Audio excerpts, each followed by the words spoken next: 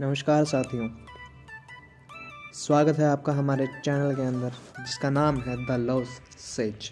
आशा करते हैं कि आप सब खुश होंगे, अपने परिवार के साथ सुरक्षित होंगे। अगर आपने हमारे चैनल को अभी तक सब्सक्राइब नहीं किया है तो सब्सक्राइब ज़रूर कीजिएगा और नीचे जो बेल आइकन का बटन है उसे भी ज़रूर प्रेस कीजिएगा ताकि हमारी जो भी आने वाली वीडियोस है वो आपके पास सबसे पहले पहुंचे। तो बात करते हैं हमारे आज के टॉपिक के बारे में। हमारा आज का टॉपिक क्या है? हमारा आज का टॉपिक है बैंकिंग लॉ से रिलेटेड। जी हाँ, आज हम जानेंगे बैंकिंग लॉ के बारे में। एक कंसेप्ट है, ये काफ़ी अच्छा कंसेप्ट है और काफ़ी पूछा जाता है। जी हाँ, और इस वीडियो को पूरा ज़रूर देखिएगा ताकि जो आपका कंसेप्ट है ये पूरा का पूरा क्लियर हो जाए। तो चलिए बिना टाइम वेस्ट किए इस वीडियो को शुरू करते हैं। फर्स्ट ऑफ ऑल हमारे पास यहाँ पर आता है बैंक की डेफिनेशन। जी हाँ, बैंक क्या है? बैंक होता क्या है? Bank is a institution which channel people saving into productive loans and investments. जी हाँ, बैंक एक ऐसा संस्थान है जो लोगों की सेविंग्स को लोन और इन्वेस्टमेंट के रूप में प्रदान करता है। नेक्स्ट जो पॉइंट है वो है thus banking mainly refers to deposit and loans. जी हाँ, जो बैंक का जो मेन काम क्या होता है? बैंक का मेन काम क्या है कि पैसे को डिपॉजिट करना और लोन्स लोगों को प्रोवाइड करना। Next one is a broader definition of banking is any financial institution that receives, collects, transfer, pays, exchange, lends, invest or safeguard money for its customer। जी हाँ, एक जो ब्रॉडर डेफिनेशन जो कि दी गई है, बैंक जो है वो एक फाइनेंशियल इंस्टीट्यूशन है जहाँ पर पैसे का लेन देन होता है और बैंक जो है वो पैसे को ट्रांसफ़र करता है, कुछ एक्सचेंज की जो फॉर्मेलिटीज़ है उनको पूरा करता है एंड इन्वेस्टमेंट जो है आपकी उनको देखता है और जो आपका मनी है, पैसा है, उसको सुरक्षित रखता है अपने पास।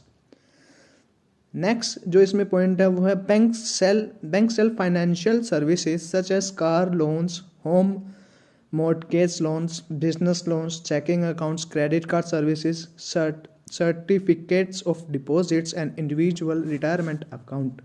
जी हाँ, जो बैंक है वो कुछ फाइनेंशियल सर्विसेज भी प्रोवाइड करता है जैसे कि कार लोन हो गया, बिजनेस लोन हो गया, या कि चेकिंग अकाउंट्स, आपके जो अकाउंट्स है वो आपको प्रोवाइड करवा रहा है, क्रेडिट कार्ड सर्विसेज है वो प्रोवाइड करवा रहा है, सर्टिफिकेट्स ऑफ डिपॉजिट, आप कुछ डिपॉजिट वगैरह करते हैं बैंक के अंदर, कुछ मनी आप डिपॉजिट करना चाहते हैं तो जो आपको रिसिप्ट बैंक आप प्रोवाइड करवाता है, एंड इंडिविजुअल रिटायरमेंट अकाउंट्स। जी हाँ, और रिटायरमेंट होने के बाद जो आपको अनदर सर्विसेज प्रोवाइड की जाती हैं वो भी बैंक आपको प्रोवाइड करता है।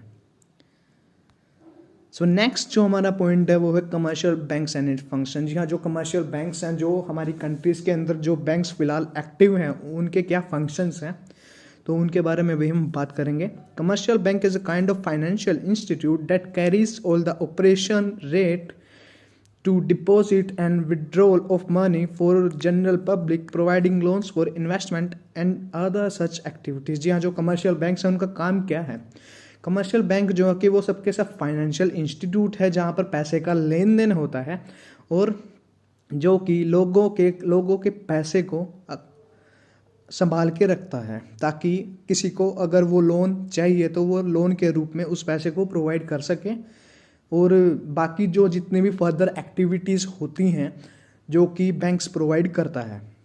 नेक्स्ट जो पॉइंट है वो है इसमें these banks are profit making institution and do business only to make a profit.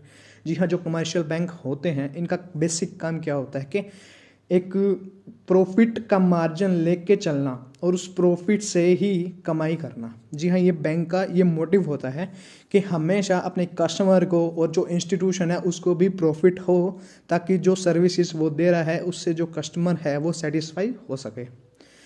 Next जो पॉइंट है वो है the bank receives the deposit and gives money to various project to earn interest. जी हाँ, जो बैंक होता है वो इंटरेस्ट के रूप में जब भी कोई लोन हम लेते हैं बैंक से तो बैंक उस पर इंटरेस्ट चार्ज करता है। जी हाँ, और इस इंटरेस्ट के द्वारा बैंक जो है वो काफ़ी प्रॉफिट अर्न कर लेता है ताकि फॉर एग्जांपल कि आप अगर 20 लाख का लोन ले रहे हो तो 6% के हिसाब से आपको जो लोन वैल्यू आपकी हो जाएगी वो आपके टाइम पीरियड पे भी डिपेंड है कि जो 20 लाख का लोन है वो आप कितने सालों के बाद रिटर्न करने वाले हैं। वो 10 साल के बाद या 20 साल के बाद, तो उस टाइम के हिसाब से जो 6% इंटरेस्ट उस पर लगेगा वो भी आपको बैंक को देना पड़ेगा। The rate of interest that a bank offer to the depositor is known as the borrowing rate. जी हाँ, जो बैंक जो रेट ऑफ इंटरेस्ट होता है जो कि जो डिपॉजिटर होता है उसको प्रोवाइड करता है वो कहलाता है borrowing rate. Next one is जो फंक्शंस, अभी हमने बात की थी कि कमर्शियल बैंक के बारे में, तो अभी हम बात करें इनके फंक्शन क्या होते हैं। So first of all here is, यहाँ पे हमारा पहला फंक्शन है वो है प्राइमरी फंक्शन। प्राइमरी फंक्शन में क्या आता है, पहला फंक्शन है एक्सेप्ट डिपॉजिट। जी हाँ, जो कि पैसा बैंक के पास आ रहा है, किसी कोई कस्टमर बैंक के अंदर अपना पैसा जमा करता है तो उस पैसे को एक्सेप्ट करना, ये होता है बैंक का पहला फंक्शन। सो नेक्स्ट जो फंक्शन है वो है प्रोवाइड लोन एंड एडवांसेस। जी हाँ, जो बैंक का जो सेकंड फंक्शन क्या होता है कि लोन प्रोवाइड करना। अगर कोई बिजनेस से रिलेटेड, कार लोन से रिलेटेड या फिर होम लोन से रिलेटेड कोई कस्टमर उनके पास आता है तो ये बैंक की ड्यूटी है कि वो उसे लोन प्रोवाइड करे और जो एसेट्स जो वो गिरवी रखना चाहते हैं वो उसे गिरवी रख के बैंक उनको लोन प्रोवाइड करे। सो नेक्स्ट जो फंक्शन है वो है अभी सेकेंडरी फंक्शंस। जी हाँ, हमने बात करी है अभी प्राइमरी फंक्शन क्या होते हैं, तो हम अभी बात करते हैं कि सेकेंडरी फंक्शंस क्या होते हैं।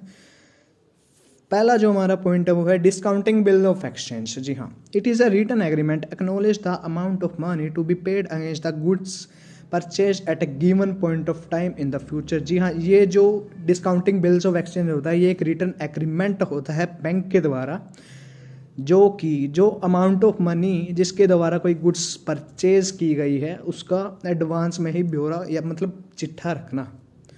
एंड नेक्स्ट जो पॉइंट है वो है ओवरड्राफ्ट फैसिलिटी। जी हाँ, it is an advance given to a customer by keeping the current account to overdraw up to the given limit.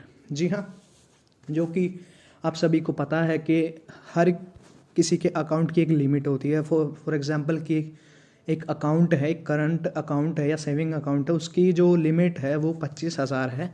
तो वो मतलब कि अगर इस लिमिट से ज़्यादा अगर कोई जो कस्टमर है वो पैसे निकालना चाहता है तो बैंक ये फैसिलिटी भी उसे प्रोवाइड करता है कि वो उससे ज़्यादा रकम निकाल सके। नेक्स्ट जो पॉइंट है वो है purchasing and sale of securities. The bank offer you with the facility of selling and buying the securities. जी हाँ, जो बैंक है वो आपको ये सर्विसेज भी प्रोवाइड करता है ताकि आप जो सिक्योरिटीज़ हैं वो आप बेच भी सकते हो और ख़रीद भी सकते हो, तो बैंक ये आपको फैसिलिटीज़ देता है। नेक्स्ट जो पॉइंट है वो है लोकर फैसिलिटीज़ के बारे में। जी हाँ, a bank provide locker facility to the customer to keep their valuable or document safely. जी हाँ, जो एक बैंक है वो अपने कस्टमर्स को एक लोकर प्रोवाइड करता है ताकि आप उसके अंदर अपने जो वैल्यूएबल डॉक्यूमेंट्स हैं वो सेफली रख सके या आपकी ज्वेलरी है वो सेफली उसके अंदर रख सके। The banks charge a minimum of an annual fee for this service. जी हाँ, जो बैंक है वो इस सर्विस के लिए चार्ज भी करता है। जी हाँ, जो कि आप कुछ रख रहे हो, कुछ आपके एग्रीमेंट है, आपके ज़मीन के कागजात है, अगर वो आप वो बैंक में रखते हैं तो बैंक आपसे उस लोकर के चार्जेस लेता है। सो नेक्स्ट जो हमारा पॉइंट होने वाला है वो है legal character of banker and customer relationship. जी हाँ, अभी हम बात करने वाले हैं जो बैंकर होता है और जो कस्टमर है उनके रिलेशनशिप के बारे में। सो फर्स्ट ऑफ ऑल हमारा पहला पॉइंट है वो है the general legal relationship of bank and customer is contractual relationship starting from the date of opening an account. जी हाँ, जो रिलेशनशिप होता है एक बैंकर और एक कस्टमर के बीच में वो पहले दिन से ही शुरू हो जाता है जब एक कस्टमर अपना अकाउंट ओपन करवाता है किसी बैंक के अंदर। When customer deposit money into his bank, the bank becomes a debtor of the customer। जी हाँ, कोई कस्टमर जब मनी डिपॉजिट करता है बैंक के अंदर तो जो बैंक है वो कस्टमर का डेटर बन जाता है। नेक्स्ट जो पॉइंट है वो है no new contract is created every time there is a new deposit as the account is continuing in nature. जी हाँ, और जैसे कि आप डिपॉजिट एंड जो विड्रॉल आप करते रहते हो तो इसके अंदर कोई भी एवरी टाइम कोई भी नए कॉन्ट्रैक्ट बेसिकली बैंक के द्वारा नहीं किए जाते हैं। सो नेक्स्ट जो पॉइंट है वो है the banker is not in the general case the custodian of money. जी हाँ, जो बैंक है वो mainly the custodian of money नहीं है। The money paid into a bank account becomes the property of the bank. जी हाँ, जो पैसा बैंक अपने पास रखता है वो बैंक की प्रॉपर्टी है। जी हाँ, वो उस पैसे को सेफ रखता है ताकि जो लोग हैं, वो जो कस्टमर है बैंक के, उनको टाइम पर वो पैसा यूज़ कर सकें।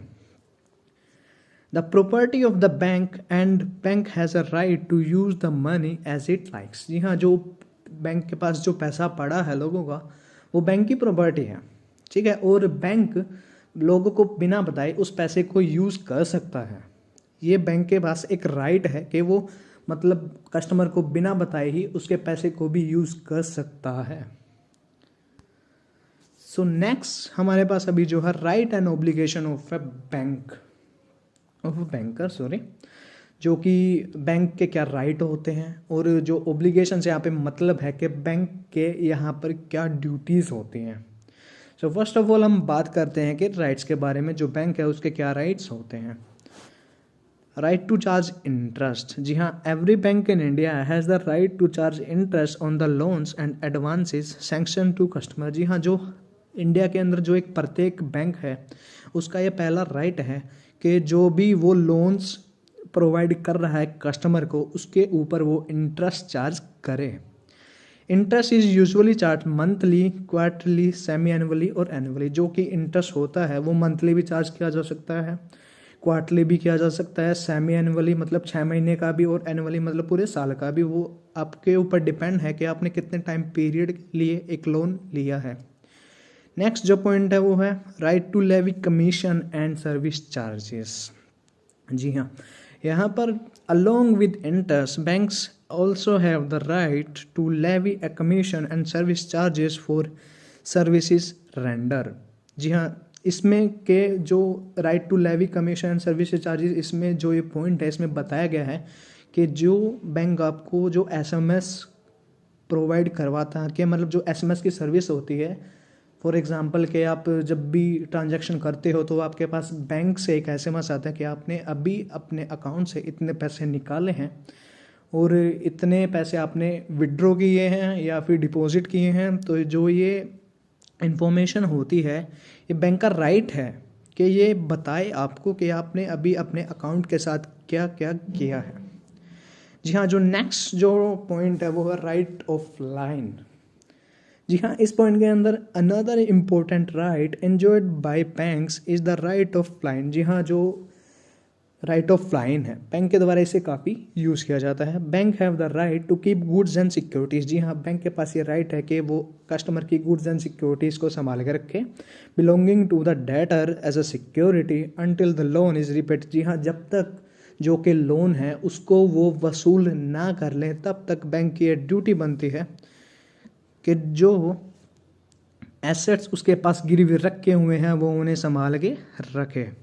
Banks have only the right to maintain the security of the debtor and not to sell. जी हाँ, जो बैंक है उसके पास ये राइट होता है कि जब तक उसका लोन उसे पूरी तरीके से वो वसूल नहीं कर लेता एक बैंक, तब तक जो उसके पास सिक्योरिटी है डेटर की वो उसे बेच नहीं सकता। जी हाँ, अगर फॉर एग्जांपल के कोई कस्टमर है वो लोन नहीं पे कर पाता तो जो कि उसने जो एसेट्स गिरवी रखे हैं बैंक के पास, तो बैंक उनको बेचकर जो लोन की जो रकम है उसे वसूल कर लेता है। सो यहाँ जो पॉइंट है वो है right to close the account. जी हाँ, बैंक के पास ये एक राइट है कि जो आपका अकाउंट है वो क्लोज करे। जी हाँ, if the customer account is not properly maintain. जी हाँ, अगर आपका अकाउंट प्रॉपरली मेंटेन ना हो, फॉर एग्जांपल के अभी जो बैंक के न्यू रूल्स हैं उसके हिसाब से कि अगर आप 6 महीने तक एक भी ट्रांजैक्शन नहीं करते हैं तो आपका अकाउंट ऑटोमेटिकली आपको बताए बिना ही ब्लॉक कर दिया जाएगा। Bank have all the right to close the account by sending a notice to the customer. जी हाँ, बैंक के पास ये राइट ज़रूर है कि वो एक नोटिस के ज़रिए अपने कस्टमर को बता सके कि वो आपका अकाउंट अभी ब्लॉक करने जा रहे हैं, यानी बंद करने जा रहे हैं। Banker have no right to close the account without sending a return notice. जी हाँ, जो बैंक है उनके पास ऐसा कोई राइट नहीं होता कि वो अपने कस्टमर को बिना बताए ही अकाउंट बंद कर दे। उन्हें अपने कस्टमर को भी बताना पड़ता है कि हम इस फर्दर रीज़न से आपका जो अकाउंट है हम उसे ब्लॉक कर रहे हैं यानी बंद कर रहे हैं। सो नेक्स्ट हमारे पास जो पॉइंट है वो है अभी ओब्लिगेशन के बारे में। जी हाँ, ओब्लिगेशन ऑफ बैंक क्या होता है? ओब्लिगेशन मतलब यहाँ पर ड्यूटीज़ क्या होती हैं बैंक की। सो फर्स्ट ऑफ ऑल हमारा पहला पॉइंट है, it is the duty of the bank to honour the cheque of its customer up to the amount standing to the credit of the customer account. जी हाँ, जो पहली जो duty होती है बैंक की वो क्या होती है कि जो चेक से जो पेमेंट होती है जब तक कि वो पेमेंट नहीं हो जाती तब तक बैंक की ये ड्यूटी बनती है कि उस चेक्स के ऊपर यानी कि जो क्रेडिट होने वाला है किसी कस्टमर के अकाउंट में उसको ध्यान में रखे। The bank is liable to pay the compensation to the customer. जी हाँ, अगर इसमें कोई चूक वगैरह होती है तो बैंक को जो कस्टमर है उसे कंपनसेशन देना पड़ता है if it wrongfully refuses to honour the cheque. जी हाँ, अगर कोई किसी वजह से कि जो चेक रिफ्यूज़ किया जाए, गलत फहमी की वजह से अगर कोई चेक रिफ्यूज़ कर देता है बैंक, तो जो कस्टमर है वो कंपनसेशन चार्ज कर सकता है बैंक से। नेक्स्ट जो ड्यूटी बनती है वो है, it is the duty of the bank to follow the instruction given by the customer. जी हाँ, जो कि नेक्स्ट जो ड्यूटी है हम उसके बारे में बात करें तो वो है कि जो कस्टमर जो इंस्ट्रक्शन बैंक को दे तो वो बैंक को फॉलो करनी पड़ती है। फॉर एग्जांपल कि जैसे कस्टमर डिपॉजिट करना चाहता है मनी, तो कस्टमर की ये इच्छा है कि वो अपने अकाउंट के अंदर या अपने किसी साथी के अकाउंट के अंदर कुछ पैसे डिपॉजिट करना चाहता है, तो बैंक को उसका कहा मानना पड़ेगा, बैंक को उसकी इंस्ट्रक्शन को फॉलो करना ही पड़ेगा। एंड नेक्स्ट जो पॉइंट है वो है, if the customer has not given any instruction the bank should act as per rules and regulation. जी हाँ, और अगर कोई कस्टमर कोई मतलब इंस्ट्रक्शन नहीं देता है बैंक को, तो जो बैंक है वो जो रूल्स एंड रेगुलेशन बैंक की हैं उसके बिहाफ के ऊपर ही बैंक अपना काम करेगा। नेक्स्ट जो इसमें पॉइंट है वो है, banker should not disclose personal information given by customer to any outsider. जी हाँ, जो बैंक है, जो आपका बैंक है, जो जिस भी बैंक में आपका अकाउंट है, वो जो मतलब पर्सनल जो इन्फॉर्मेशन है आपकी उसको डिस्क्लोज नहीं कर सकता बिना कस्टमर को बताए। नेक्स्ट जो पॉइंट है वो है, bank should maintain all details of transaction made by the customer. जी हाँ, जो बैंक के द्वारा बैंक का ये ड्यूटी बनती है ये बैंक की कि जो उसके कस्टमर ने जितनी भी ट्रांजैक्शन की है उन सब का हिसाब वो रखे। जी हाँ, अगर वो ऐसा नहीं करता है तो ये बैंक की तरफ से एक बहुत बड़ी गलती साबित होती है। सो नेक्स्ट जो हमारा भी पॉइंट है वो है इवोल्यूशन ऑफ सेंट्रल बैंक। जी हाँ, सेंट्रल बैंक यानी यहाँ पर हम अभी बात करेंगे आरबीआई के बारे में। आरबीआई के बारे में वैसे तो आप सभी जानते ही होंगे, लेकिन जो बेसिक जो चीज़ें हैं वो शायद आपको भी नहीं पता होगा।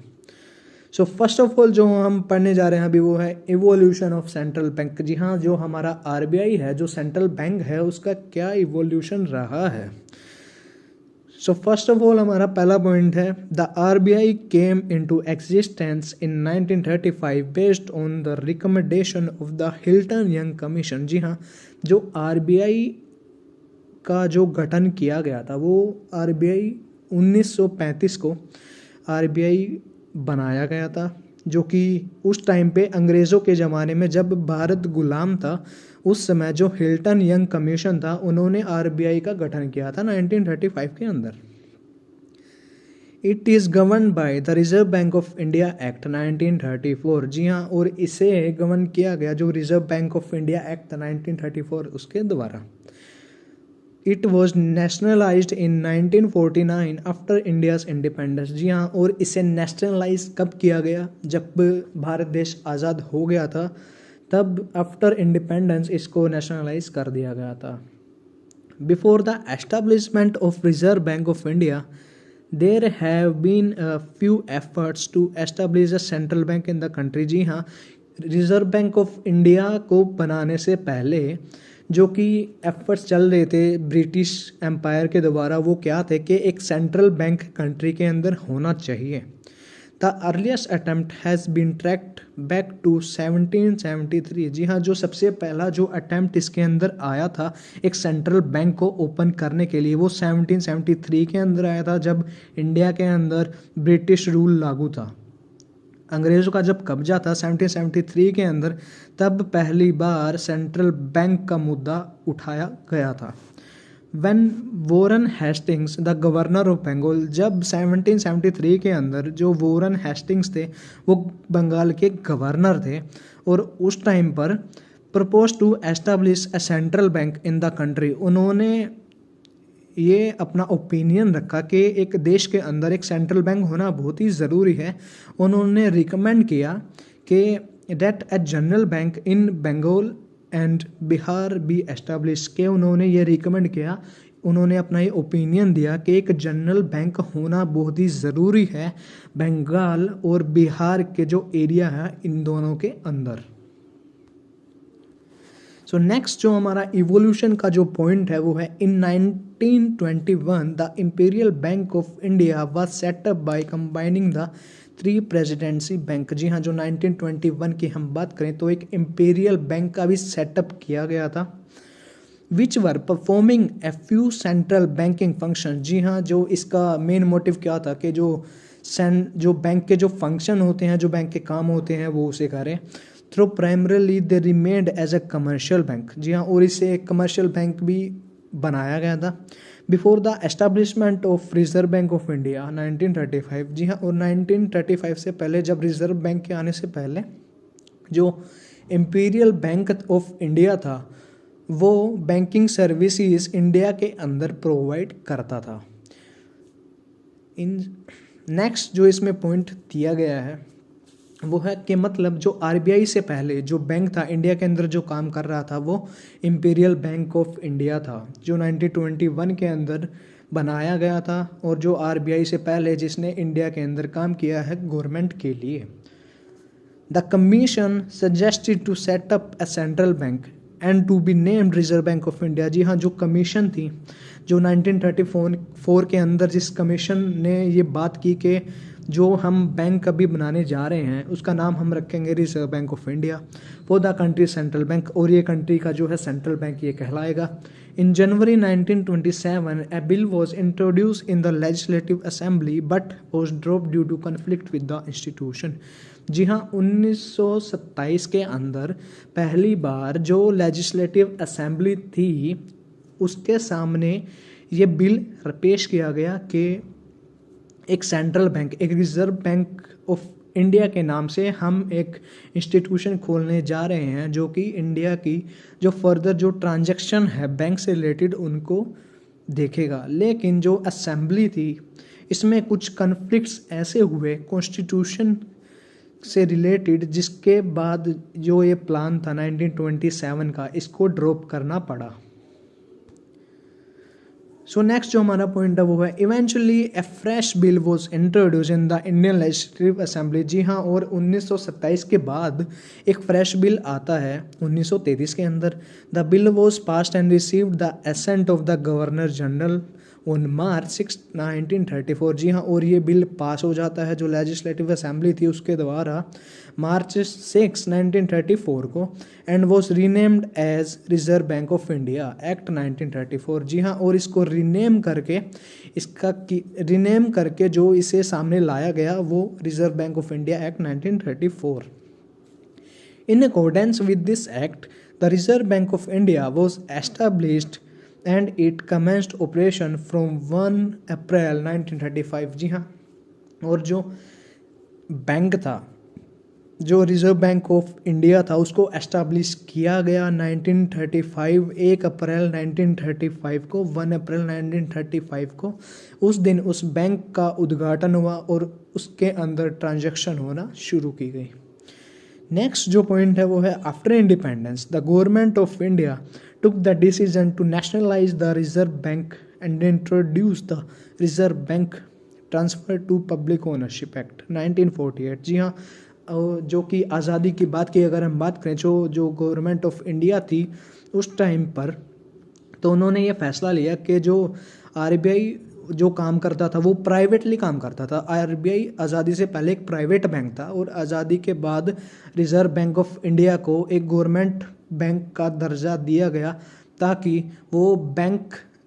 ताकि जो आरबीआई है वो गवर्नमेंट की रेस्ट्रिक्शन के अंदर, मतलब गवर्नमेंट की गाइडलाइंस के अंदर अपना काम करे।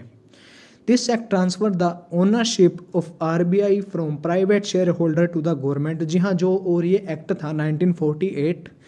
इसके अंदर क्या था बेसिकली कि जो प्राइवेट से इसे गवर्नमेंट बनाया गया। जी हाँ, जो कि पहले ये बैंक क्या था, प्राइवेट था, और ये जो बिल था इसके पास होने के बाद इसको गवर्नमेंट बना दिया गया ताकि अभी जो आने वाले फर्दर वर्क जो ये करेगा वो गवर्नमेंट की गाइडलाइंस के अंडर ही ये करेगा।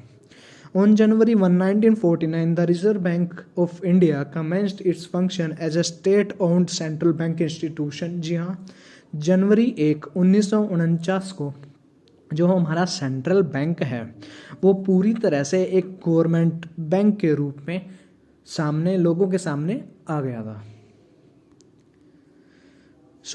नेक्स्ट जो हमारा पॉइंट है वो है अभी मोनोपोली ऑफ नोट इश्यू के बारे में। जी हाँ, मोनोपोली क्या है? मोनोपोली का मतलब एकाधिकार। जो आरबीआई है उसके पास ये अधिकार है कि वो नोट इश्यू करे मार्केट के अंदर के, मतलब आरबीआई के पास ये राइट है, राइट कह लीजिए, या उसका राइट और अधिकार कह सकते हैं कि वो नोट छाप सकता है या फिर कोई नोट है उसे वो रद्द भी कर सकता है। सो फर्स्ट ऑफ ऑल इसमें जो हमारा पॉइंट है, 1 rupee notes and coins and small coins are issued by the government of India. जी हाँ, जो 1 रुपये का नोट है और जो स्मॉल कोइंस है वो इशू किए गए हैं जो गवर्नमेंट ऑफ इंडिया है उसके द्वारा। In actually the RBI also issue this coins on behalf of the government of India. और जो आरबीआई का क्या काम है कि अगर गवर्नमेंट उसे कहे कि आप ये नोट इशू कीजिए तो आरबीआई गवर्नमेंट की गाइडलाइंस को फॉलो करते हुए तो इन जो ये नोट हैं उनको इशू करवाएगा।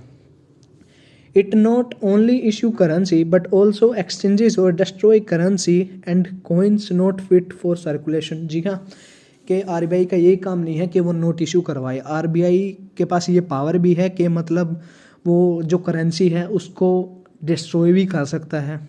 जी हाँ, जो करेंसी है उसको रद्द भी कर सकता है।